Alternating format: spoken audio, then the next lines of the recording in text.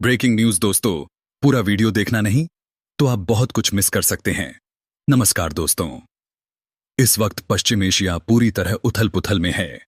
हालात ऐसे बन चुके हैं कि पूरी दुनिया की निगाहें एक ही सवाल पर टिकी हैं। आखिर अब आगे क्या होगा? हालिया घटनाओं के बाद साफ हो गया है कि हालात सामान्य होने वाले नहीं हैं।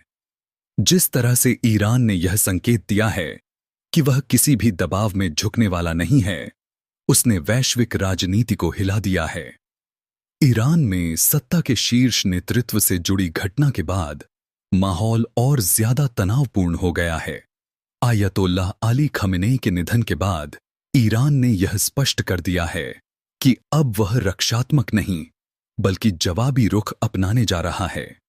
बीते कुछ दिनों में जिस तरह से हमलों की तीव्रता बढ़ी है, उससे साफ झलकता है कि यह टकराव लंबा खिंच सकता है। तेहरान समेत कई बड़े इलाकों में धमाकों की गूंज सुनाई दी है। आग और धुएं की तस्वीरें लगातार सामने आ रही हैं। हालात आसान नहीं हैं, नुकसान भी भारी है, लेकिन इसके बावजूद ईरान पीछे हटने के मूड में नहीं दिख रहा। यही बात अंतर्राष्ट्रीय समुदाय को सबसे ज्यादा चिंतित कर रही है। इसी बीच भारत में भी हलचल तेज हो गई है। नरेंद्र मोदी ने सुरक्षा से जुड़ी उच्च स्तरीय बैठक बुलाने का फैसला लिया है। इसका सीधा संकेत है कि भारत इस पूरे घटनाक्रम पर करीबी नजर बनाए हुए है। क्षेत्रीय अस्थिरता का असर भारत की सुरक्षा, अर्थव्यवस्था और ऊर्जा आपूर्ति पर पड़ सकता है, इसलिए हर पहलू पर गंभीर मंथन हो रहा है। उधर वैश्विक स्तर पर तस्वीर और भी जटिल होती जा रही है। रशिया और चाइना ने अब इस मुद्दे को यूनाइटेड नेशंस सिक्योरिटी काउंसिल में उठाने की मांग की है। उनका कहना है कि हालात को बातचीत के जरिए संभालना जरूरी है। हालांकि अगर कूटनीतिक रास्ते से समाधान नहीं निकला तो बड़े देशों की सीधी दखलंदाजी से इनकार नहीं किया जा सकता। इस टकराव के केंद्र में यूनाइटेड स्टेट्स और इजराइल भी हैं। अमेरिका का रुख बेहद सख्त है। उसका कहना है कि वह अपने हितों और सैन्य ठिकानों पर किसी भी हमले को बर्दाश्त नहीं करेगा। वहीं इजराइल इसे अपनी सुरक्षा से जुड़ा अस्तित्व का सवाल मान रहा है। ईरान की तरफ से भी संदेश बेहद साफ है।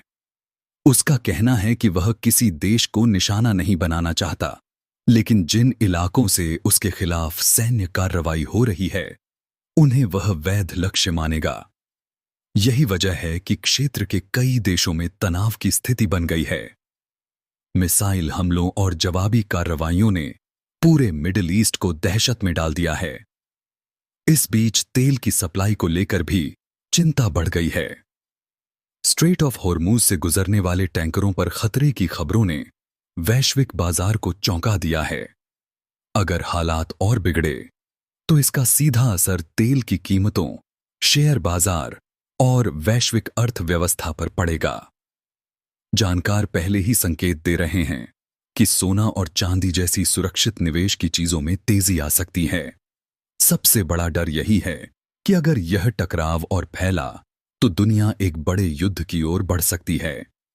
कई विश्लेषक मानते हैं कि अगर बड़े वैश्विक खिलाड़ी सीधे मैदान में उतर आए तो हालात को संभालना बेहद मुश्किल हो जाएगा। फिलहाल सबकी नजरें आने वाले दिनों पर टिकी हैं। कूटनीतिक कोशिशें क्या रंग लाती हैं, सुरक्षा बैठकों में क्या फैसले होते हैं और वैश्विक शक्तियां किस दिशा में कदम बढ़ाती हैं। एक बात तय है, यह संकट सिर्फ एक क्षेत्र तक सीमित नहीं रहने वाला। इसका असर पूरी दुनिया महसूस करेगी। आप इस पूरे घटनाक्रम को कैसे देखते हैं? आपकी राय क्या है? यह जरूर सोचने वाली बात है।